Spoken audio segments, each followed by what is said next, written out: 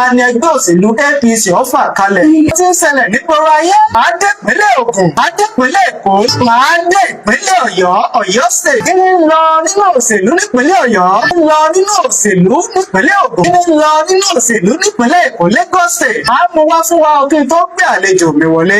nípínlẹ̀ Ọ̀yọ́ ta ló ti gba fọ́ọ̀, ló ti gba interest for minister for nínú ẹgbẹ́ òṣèlú APC, ẹgbẹ́ òṣèlú Accord, nínú ẹgbẹ́ òṣèlú PDP.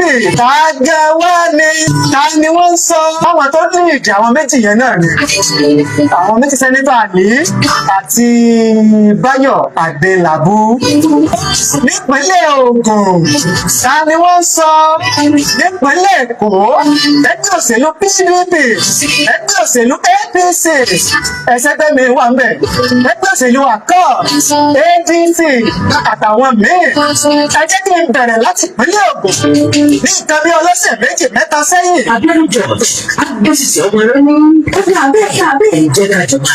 ìpàdé wáyé láàrin àwọn àgbààgbà nínú ẹgbẹ́ òṣèlú APC. wọ́n ní ta ló fà kalẹ̀ o, ta ló ṣe o, ta ló fẹ́ lọ, ta ní ká ná, ta ní ká mú. ọ̀dà ẹja ṣèpàdé, wọ́n bá pera wọn jọ àwọn àgbààgbà nínú ẹgbẹ́ òṣèlú APC. wọ́n bá ní ọ̀dà nínú ìpàdé yẹn ẹni tó níwájú wọn ni gómìnà lọ́wọ́lọ́wọ́ báyìí, ìyẹn gómìnà ọmọọba Dàpọ̀ Abíọ́dún pẹ̀lú àwọn àgbààgbà míì.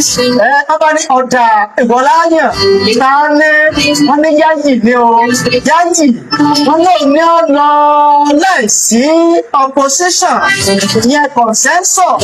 wọ́n tọwọ́bọ̀wé ẹja àtìlẹ́yìn tó túmọ̀ sí wípé lọ́wọ́lọ́wọ́ báyìí Yáyì òun náà ni olùdíje nínú ẹgbẹ́ òṣèlú APC tí ó lọ díje dupò gómìnà nínú ọdún 2027 tí à ń wò lọ́ọ̀kan yìí nípínlẹ̀ Ògùn. táwa nínú ẹgbẹ́ PDP bí mi ṣe ń sọ̀rọ̀ lọ́wọ́lọ́wọ́ yẹn o, èmi ò tí ì rí àrídájú kankan o wípé ẹni tá ti mú rèé. tó bá jẹ́ pé èyí ti wá mọ̀, ẹ jẹ́ ká mọ̀ láàyè comment nísàlẹ̀ fídíò yìí. bẹ́ ẹ bá ti mọ ẹni tí wọ́n mú nínú ẹgbẹ́ òṣèlú PDP nípínlẹ̀ Ògùn, tàbí ẹ ti mọ àwọn tó ti gba fọ́ọ̀. èmi ò tí ì rẹ́ tó ti gba fọ́ọ̀, pàṣẹ náà ni ó wù mí náà là ń gbọ́, ìyẹn ní ìpínlẹ̀ Ògùn.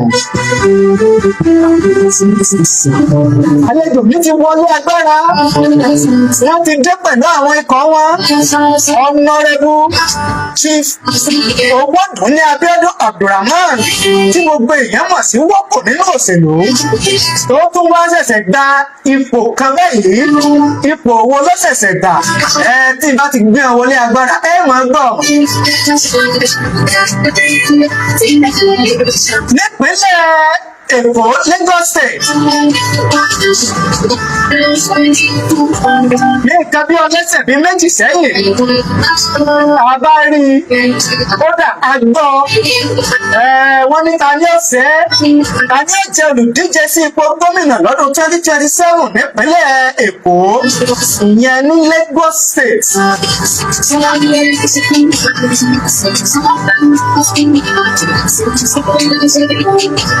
lẹ́yìn ìpàdé àṣepapọ̀, ìfinúkonú, ìfúkúnlùkùn lọ́tún lọ́sì, wọ́n bá ní ọ̀dà ẹ̀ta ní ọ̀sẹ̀ àǹsáàtì kan náà padà mọ́. ẹ̀wọ̀n náà ní o consensus náà ní. àwọn èèyàn ti wá ń ṣe ẹgbẹ́ òṣèlú APC, wọ́n ti sọ lóko, wọ́n ní ẹgbẹ́ bàbá sọ pé ní wọ́n ní wọ́n ìṣàbà ṣe primary. ọ̀dà ẹgbẹ́ òṣèlú mi ìwò láti wá rí tán ṣe primary. nígbà tẹ wá ń ṣẹgbẹ́ ẹlẹ́gbẹ́ ló kọ ẹṣẹ́ àti wá rẹ́ òṣèlú mi kàn ṣe primary ní àìsábà rí ìfọwọ́ ẹ̀bùn láti fẹ́ ṣe mi. ìpàdé náà máa ń ṣe consensus náà máa ń ṣe.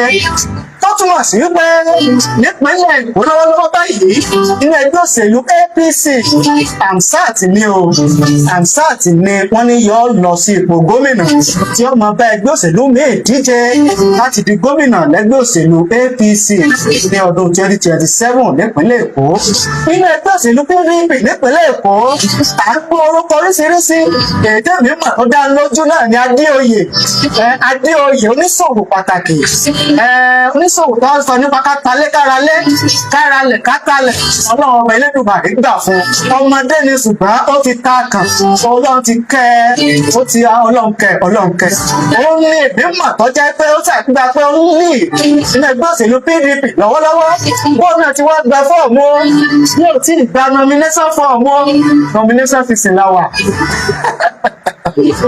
mi ò tí ì lè sọ o. ẹ̀gbọ́n náà ẹ̀yin ènìyàn rẹ̀ ta ló lè mú ìpínlẹ̀ Èkó tẹ̀síwájú gòkè àgbà fún ọdún mẹ́rin míì táwọn wò lọ́ọ̀kan yìí. Lájà Adéoyè ni. ta ló mọ nǹkan táwọn ènìyàn fẹ́ láti gbáyé gbádùn ní ìpínlẹ̀ Èkó. Lájà Adéoyè ni. Lájà Adéoyè òun ṣẹlẹ̀ wọ́n fẹ́ PDP lẹ́gbẹ́ wa nípínlẹ̀ Èkó. ìwà ẹ ò gbọ́ bí bó ṣe jẹ́ nìyẹn o. a nílò adarí tó mọ̀ tó tọ́ àtòun tó yẹ láti ṣe fún ìdàgbàsókè ohun ìlọsíwájú ìpínlẹ̀ Èkó. Lájà Adéoyè ló ní àmúyẹ wọ̀nyí. ó tọ́ka dìbò fún as Lagos State Governor lọ́dún 2027. torí ẹ̀mí ìgbáyégbádùn aráàlú jẹ́ lógún. olóṣèlú bíi ti Lájà Adéoyè tó súnmọ́ aráàlú pẹ́kípẹ́kí tó mọ gbogbo kọ̀rọ̀kọ́ndù ìpínlẹ̀ Èkó la fẹ́ lọ́dún 2027. ẹ̀mí Ipinle Larin tí ń bẹ lọ́kàn Lájà Adéoyè ló fi yẹ lóyè láti di gómìnà ìpínlẹ̀ Èkó Lagos State Governor lọ́dún 2027. Lájà Adéoyè la fẹ́ lábẹ́ àsíá ẹgbẹ́ òṣèlú ọlọ́mùbùrẹ́là People's Democratic Party PDP. àmú Lájà Adéoyè ti lóminú tẹ́lẹ̀. kódà àti ń bò múnú omi àmú Lájà kó tó dòní. ló fi tọ́kítọ́ ọmọdé tàgbà tọkùnrin tó bẹ̀rẹ̀ ká gbárùkù tí. ohun rere tí Lájà Adéoyè gbé dání lè kárí tìbútòrò gbogbo ìpínlẹ̀ Èkó. Lájà Adéoyè ìran rere fún ọjọ́ iwájú ìpínlẹ̀ Èkó. ọ̀gbẹ́ni Tajudeen Onífádé 001 ló sọ onígbọ̀wọ́ ìpolongo yìí. PDP power to the people. George, agbésísì ọmọ lẹ́yìn ẹgbẹ́ abẹ́ ìjẹ́ kájọ kàdó.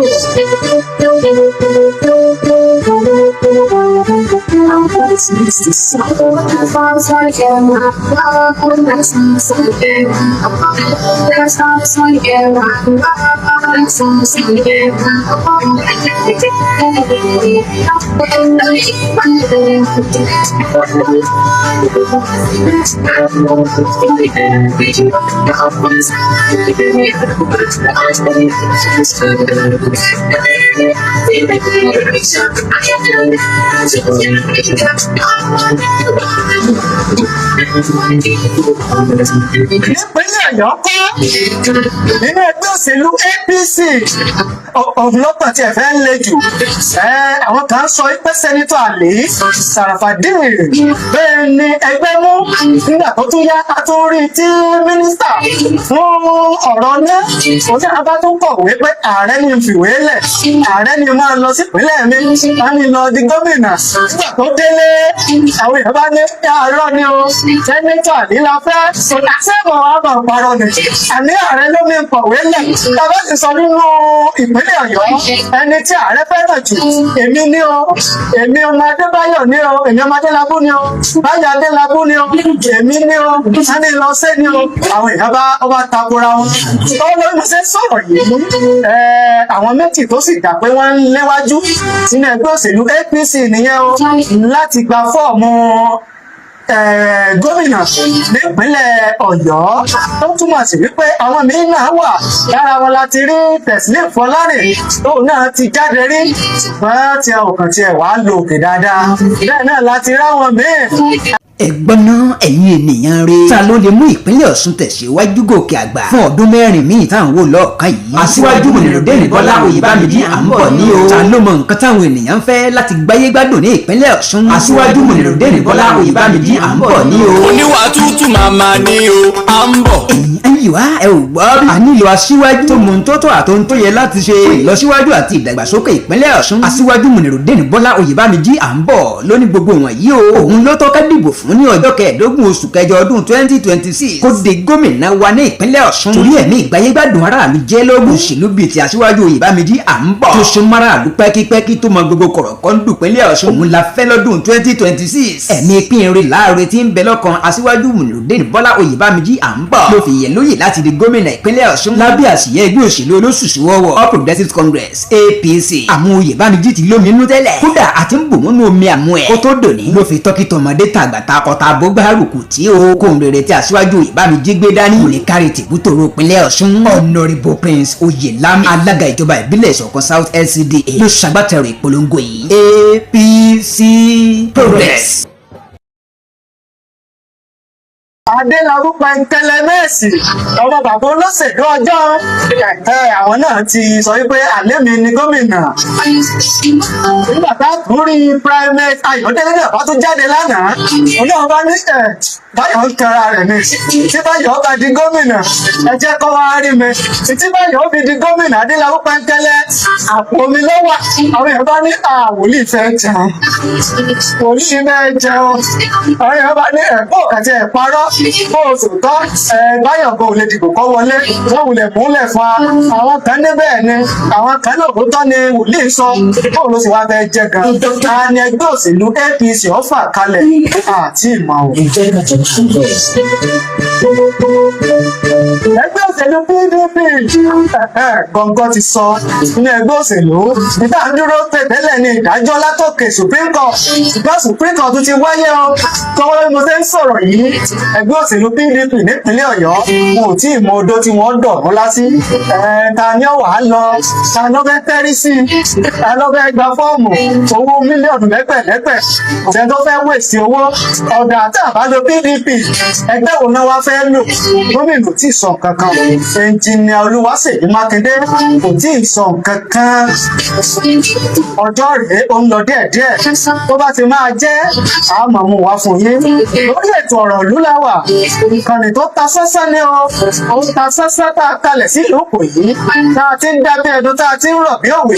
Ẹ̀gbọ́n náà ẹ̀yin ènìyàn rẹ̀ ta ló lè mú ìpínlẹ̀ Ọ̀ṣun tẹ̀síwájú gòkè àgbà fún ọdún mẹ́rin míì táwọn wò lọ́ọ̀kan yìí. Aṣíwájú Mùnírùdíìnì Bọ́lá Oyèbámidí à ń bọ̀ ní o. Ta ló mọ nǹkan táwọn ènìyàn fẹ́ láti gbáyé gbádùn ní ìpínlẹ̀ Ọ̀ṣun. Aṣíwájú Mùnírùdíìnì Bọ́lá Oyèbámidí à ń bọ̀ ní o. Oníwà tútù màmá ni o à ń bọ̀.